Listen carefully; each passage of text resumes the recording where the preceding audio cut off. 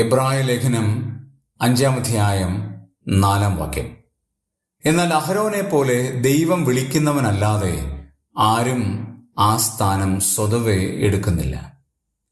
യേശുക്രിസ്തുവിന്റെ മഹാപൗരോഹിത്യത്തെക്കുറിച്ചുള്ള പ്രസ്താവനയാണ് എബ്രായ ലേഖനം 5-ാം അധ്യായത്തിലെ പ്രധാനപ്പെട്ട വിഷയം. ജനത്തിന്റെ ഇടയിൽ ശുശ്രൂഷിക്കുവാൻ എടുക്കുന്ന മഹാപുരോഹിതൻ ദൈവത്താൽ നിയോഗിക്കപ്പെട്ടവനാണ്, ദൈവത്താൽ വിളിക്കപ്പെട്ടവനാണ്.